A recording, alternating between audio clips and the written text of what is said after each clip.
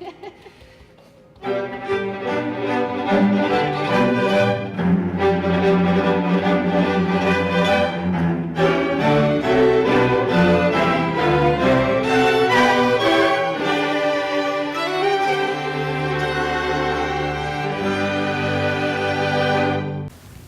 and welcome to InSight. I'm Wendy Brokaw. And I'm Ross Sutherland. And we're going to be talking today about music in Salem-Keizer School District schools.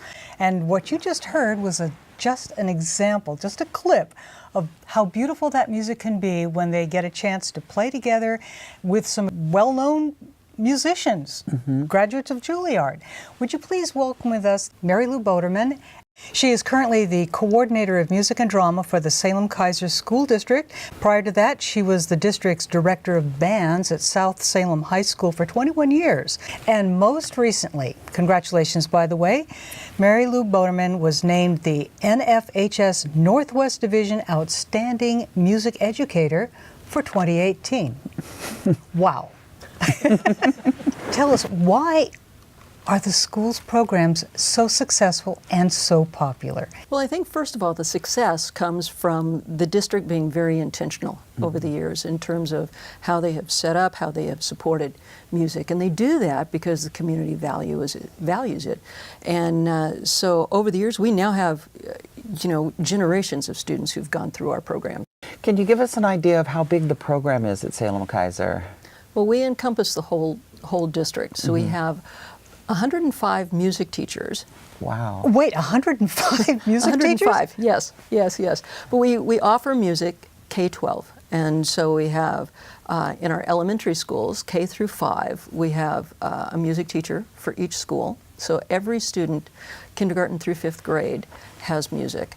And then in our secondary, our middle school and high schools, then it becomes an elective program. And in those areas, we have all 3 disciplines, band, choir, and orchestra offered. Okay. And how do they attract such high-quality teachers? Well, people like to work here, mainly because of the collaboration amongst staff. And really, I think the key, and the key to the excellent teaching that we have, not only is the personnel, but it's how we're structured as well.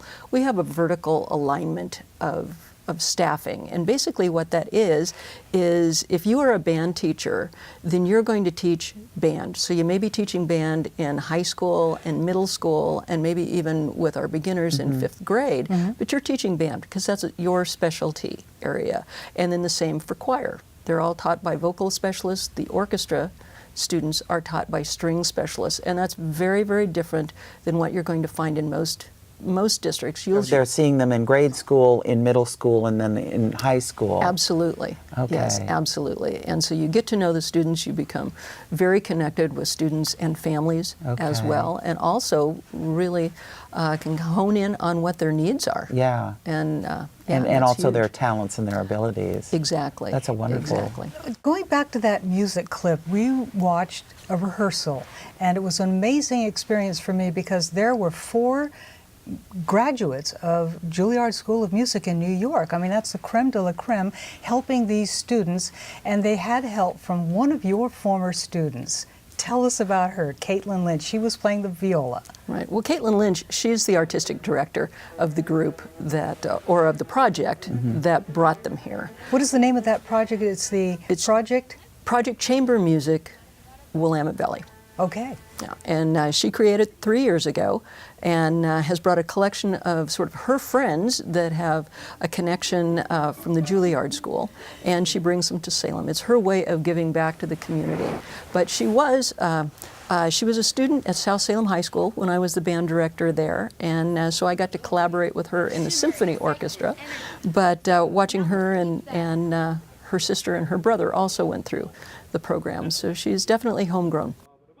Yeah, where instead of thinking about each and every beat, we think about one measure being from the first note until down to the 3rd measure. Does that make sense?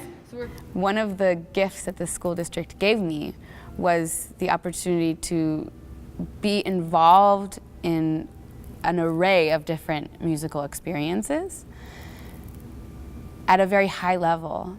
And all of that feeds back into what I'm doing today. I mean, I'm not singing in any jazz choirs today, but you better believe that what I learned about singing applies to the viola.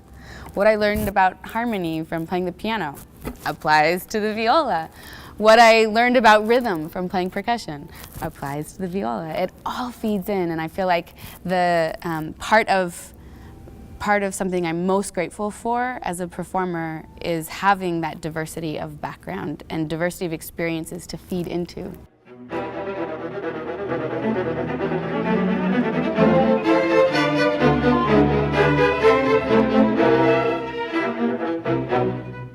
Yeah. That was awesome. Yeah. Yeah, Viola. I kind of think. Tell me about the program that she initiated here. How much investment do you have in that for a vehicle? Tell me, because it was so neat watching these kids going. Sure, it was great. When we first started talking about the program, she knew that she wanted to come back and give back, and so we had multiple conversations about what would be the best way. And she had in her mind, you know, we want to do something that monetarily can help, but even more so than that, we want contact with students.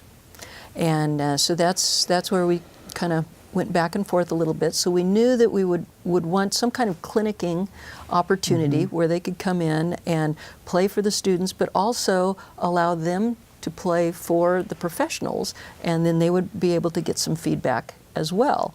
But I do remember when we kind of came up with the idea, but you know, the real authentic way that you're going to get this interaction is if you're in a rehearsal with them and you do something to present. And so that's how we came up with the idea of the high school students who are recommended by their orchestra teachers, and they put the group together, and they send Caitlin usually about 4 or 5 different pieces that might work for that group, and then Caitlin makes the final decision on that. And then our folks rehearse them a little bit, so they've got the notes under their fingers, and so they don't have to walk through all of that stuff. They can get to the good stuff when the pros get here. And the professionals, their whole attitude is one of equality.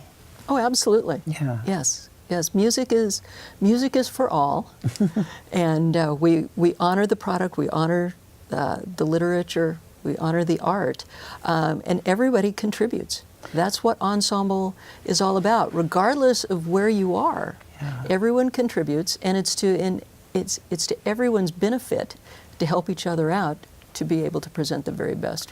Well, what wonderful role models for these students, that these people coming from Juilliard who are, like you were saying, the best of the best, are just regular people that will play with them, and it isn't this sort of like these people are up on a pedestal, or these divas are sort of landing in Salem. Exactly. No. Yeah. And they all rehearse the same way. That's exactly the same way that they've been taught to rehearse in their school rehearsal halls. You know, that's how you do it. And I think for them to be able to see that was wonderful. Just like let it sit there for a second.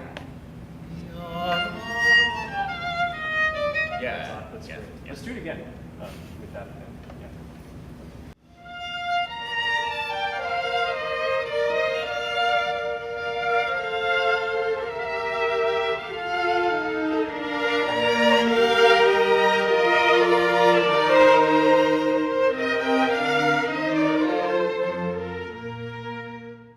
Just the.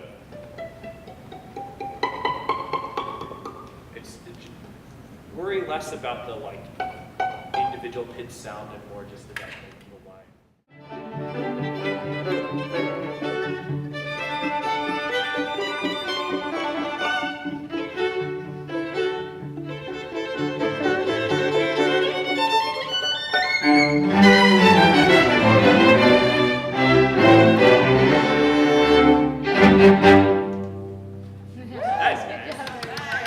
What a wonderful thing for Caitlin to want to give back to the school district. And that's what I'd like to leave people with. How, if anyone wants to get involved through donations, through volunteering in any way, shape, or form, or just to learn more about these programs, how do they do it? How do they go about it? What would you recommend? Well, first of all, you can go to our website that we have, our school district music website, and that gives specific ways. We have several different opportunities for them to help. Right now, our initiatives are to try to create as many opportunities and increase the access for our students who have financial need.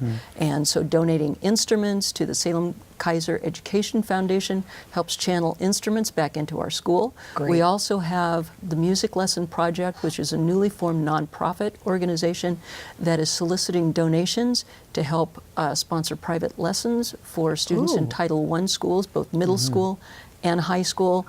So those are the two big things that we're working on right now. But if they just, want to be around kids and help, pass out uniforms and help directors copy music, get in touch with your local band, choir, or orchestra director or elementary music teacher. If you've got an elementary student and they're going on a music field trip, by all means, call the teacher and see if they need some help.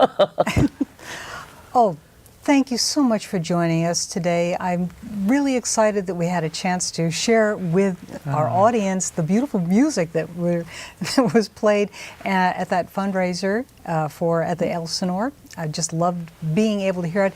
And there's nothing like live music. No, there isn't, and that's really a good point for people to get out and support these music programs by going to them and being an audience. Absolutely. Yeah. And on that website, we have our concert dates up there. So we'd Fantastic. love to have everybody in the community know what's going on.